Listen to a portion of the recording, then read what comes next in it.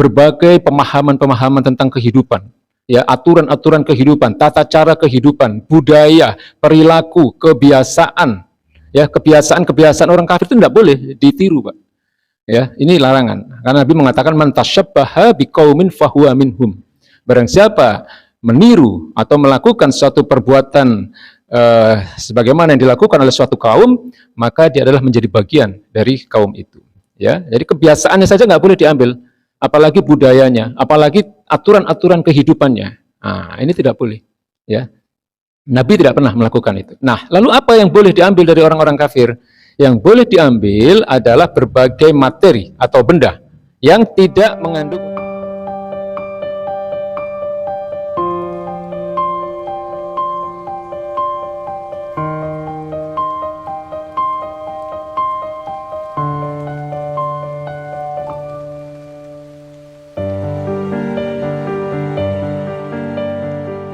Apa itu ijtihad?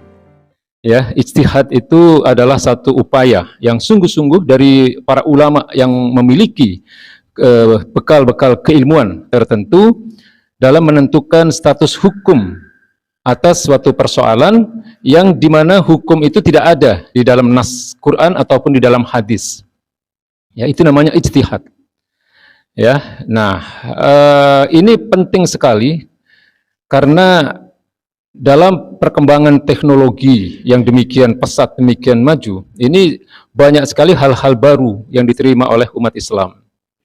Nah, kemampuan beristihad yang dimiliki oleh ulama itu hari ini tidak banyak, Pak. Ya, tidak banyak para ulama yang mempunyai kemampuan dalam beristihad. Ya, sebagaimana yang saya sampaikan bahwa ulama yang mempunyai kapasitas untuk melakukan istihad ini, yang pertama dia harus menguasai ilmu bahasa Arab. Ya, ilmu bahasa Arab itu bukan hanya sekedar bisa bicara, ya, bukan hanya sekedar bisa nahwu shorof. Ya, nahwu shorof itu ilmu bahasa Arab yang paling dasar. Ya, tapi ada 13 cabang ilmu bahasa Arab yang harus dikuasai. Ya, kemudian yang kedua, ulama itu juga harus menguasai berbagai disiplin ilmu dalam agama ini. Ya, ada ilmu Al-Quran, ada ilmu hadis, ada ilmu fikih, ada ilmu usul fikih, ada tarikh, ya, sejarah. Ya, kemudian ya bermacam-macam. Ya, itu harus dikuasai semua, ya. Nah, kemudian yang terakhir dia harus menguasai persoalan apa yang akan diambil hukumnya itu. Ya, yang akan ditetapkan kesimpulan hukumnya. Ya, kalau itu persoalan teknologi yang terkait dengan bayi tabung misalnya yang kemarin kita sampaikan, dia harus mengetahui proses bayi tabung itu seperti apa. Ya, teknisnya seperti apa. Kemudian berbagai perkembangan teknologi dalam persoalan jual beli hari ini misalnya, di mana ada jual beli online, ada COD dan sebagainya. Ini semua sebenarnya harus ada tuntunan, ya, dari para ulama sehingga umat ini tidak terjebak pada keharaman-keharaman. Ya, cuman sayangnya memang kita hari ini tidak terbiasa mendapatkan atau menunggu gitu ya, menunggu hasil ijtihad dari para ulama tentang persoalan-persoalan baru. Ya, ini memang berbeda dengan umat Islam pada masa lalu. Nah, kemudian ditanyakan kemarin pekan lalu di Indonesia ini apa ada? Mungkin ada dan mungkin juga banyak, ya, di Majelis Ulama Indonesia. Ya, orang-orang yang mempunyai kemampuan dalam beristihad itu. Ya, tetapi umat ini memang tidak terbiasa menerima pendapat para ulama sebagai jalan untuk mengambil apa-apa yang harus diambil dan apa-apa yang tidak boleh diambil. Ya. Dan mujtahid, ya, atau orang yang memiliki kemampuan beristihad ini juga ada kelasnya, Pak. Ya, ada derajatnya. Ya.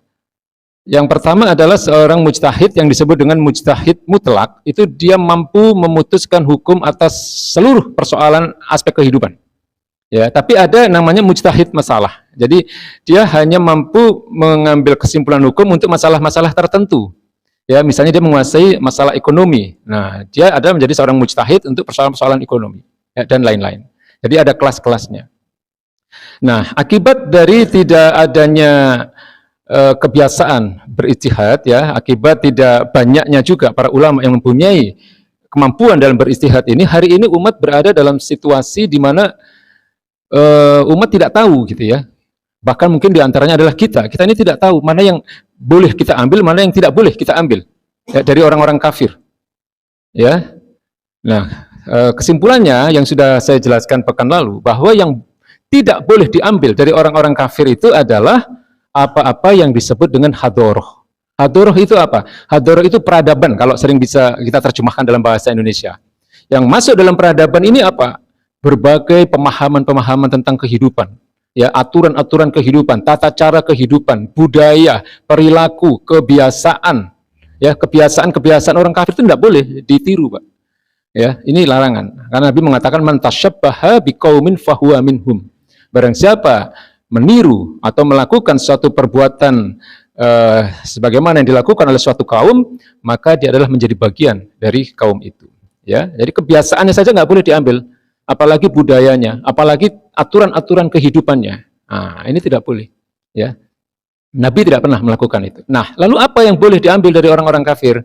Yang boleh diambil adalah berbagai materi atau benda yang tidak mengandung unsur pemahaman, yang tidak mengandung unsur akidah di situ. Misalnya apa? Hasil-hasil teknologi boleh, Pak. Ya, sudah kita jelaskan kemarin ya. Handphone boleh, tidak ada masalah. Ya, kemudian mobil, ya, bikinan Korea, bikinan Jepang, bikinan Eropa, tidak ada masalah kita pakai. AC, ya, listrik, ya, lampu, ya, speaker, ya, dan seterusnya semua boleh kita ambil karena itu adalah materi atau teknologi yang tidak mengandung unsur pemahaman atau akidah.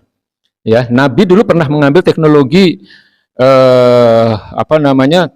pertahanan militer yang beliau ambil dari teknologi Persia, ya, teknologi pertahanan Khandaq, ya, pada saat itu kan merupakan teknologi pertahanan itu, ya, pertahanan parit, ya, itu beliau mengambil dari orang-orang Persia, meniru orang-orang Persia atas saran atau pendapat dari sahabat Salman Al-Farisi yang memang orang Persia. Ya, kemudian dinar dirham itu kan alat tukar. Ya, itu bukan berasal dari Islam, itu berasal dari Romawi itu. Ya, tidak ada masalah karena itu persoalan alat atau teknologi, ya. Kemudian Umar bin Khattab pernah mengambil tata administrasi kenegaraan. Tata administrasinya, ya, bukan aturan-aturan kehidupannya, bukan. Ya, beliau mengambil dari aturan-aturan negara Romawi itu. Ya, teknologinya lah kalau bahasa kita sekarang. Tidak ada masalah. Ya, kalau persoalan teknologi, benda, ya, yang nggak ada unsur akidah atau pemahaman di situ.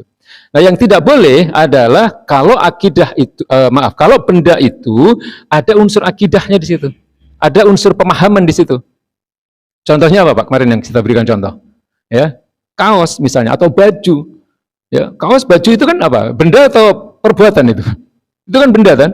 Ya, hukum asalnya boleh di situ. Tapi kalau kaosnya atau bajunya itu ada gambar palu arit, misalnya, tidak boleh.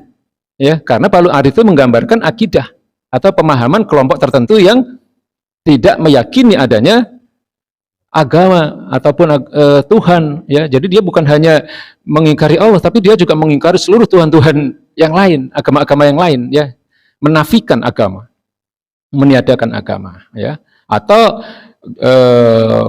benda apapun, ya, misalnya kalau Bapak kelihatan anak-anak kita di motornya ada stiker bintang David misalnya, jangan boleh, Pak, tidak boleh itu, ya, karena bintang David itu apa? Bintang David itu adalah lambang akidahnya orang-orang Yahudi, ya kan, benderanya orang Yahudi, ya, bintang David itu kan, ya, gambar salib, gambar visualnya Yesus itu kan ada kaos-kaos di pasar-pasar itu banyak. Nah, itu kalau orang Islam pakai itu dosa, tidak boleh. Ya, jadi sebenarnya sangat simpel, ya, sangat sederhana. Bapak-bapak yang ngaji di sini mudah-mudahan bisa membawa pemahaman ini ke keluarga, ke orang-orang yang dekat dengan kita, Pak. Karena ketika Bapak-bapak menyampaikan ini, ya, insya Allah itu upaya kita untuk menyelamatkan mereka yang nggak tampak, Pak. Tidak tampak kita menyelamatkan mereka, tapi ini sesuatu yang paling utama dalam kehidupan kita, itu menyelamatkan apa? Akidah mereka. Menyelamatkan keimanan mereka, menyelamatkan akidah mereka, Pak. Harus diselamatkan akidah. Karena akidah ini atau keimanan ini tidak boleh salah sedikit pun. Tidak boleh. Ya. Kan kita udah pernah membahas di awal-awal, ya. Iman itu adalah at-tasdiqul jazim, pembenaran yang pasti. Nah, nggak boleh ada keraguan, apalagi kemudian mencampur adukan. Nah, seperti yang dibilang Pak Tuin tadi, ya, mungkin orang-orang yang hari ini jarang ngaji dengan kitab-kitab yang ideologis ya. Ini namanya kitab yang bersifat ideologis, Pak. Mungkin mereka baik dalam soal-soal individu ya, ibadahnya baik, ritualnya, sholatnya, puasanya, zakatnya. Tapi proses keimanannya tidak melalui proses berpikir seperti ini, ya. Jadi tidak pernah membandingkan antara Islam dengan ideologi yang lain misalnya. Tidak pernah mempelajari ideologi lain itu apa. Kan Bapak-bapak hari ini sudah tahu, Pak. Ya, kapitalisme itu asalnya lahirnya dari akidah apa itu, Pak? Dari akidah kapitalisme, Ustaz. Sekulerisme. Nah, kalau kita ngomong kapitalisme itu adalah aturan-aturan kehidupan yang hari ini mengatur kita, Pak. Ya. Ekonomi ribawi, hukum-hukum sekuler, ya segala macam. Kita nggak bisa menghindar hari ini, nggak bisa, Pak. Wong ini diterapkan ke kita kok, ya kan? Tapi ar-ridha bil kufri kufrun. Itu ucapan para ulama, Pak. Nggak boleh kita ridho terhadap sesuatu yang bersifat kufur terhadap Allah Subhanahu wa taala. Ya, ar-ridha bil maksiyah maksiat. Itu maksiat. Mohon maaf ya, saya harus mengatakan ini ya, mungkin agak berat ya. Tapi ini demi keselamatan akidah kita, Pak. Ya, demi keselamatan akidah kita. Ya, jadi yang hak dan yang batil itu sudah jelas, ya. Segala sesuatu yang berasal dari Islam pasti hak. Islam itu apa? Sumber ajarannya Quran, Sunnah, ijma sahabat, qiyas. Itu insya Allah itu yang hak, itu yang benar, Pak. Nah, segala sesuatu yang tidak bersumber dari Islam, ya, kecuali dalam persoalan benda ya, kecuali dari persoalan materi ya, itu pasti batil. Itu aja, gampang kan? Seluruh produk aturan kehidupan yang lahir dari sekularisme pasti batil. Ya, sekularisme itu kan asalnya adalah memisahkan agama dari kehidupan. Nah, Islam nggak boleh memisahkan agama dari kehidupan sehari-hari, tidak boleh. Karena Islam bukan agama sekuler. Ya, Islam itu agama yang kafah, yang utuh. Al-yauma akmaltu lakum dinakum. Ya, agama yang sempurna.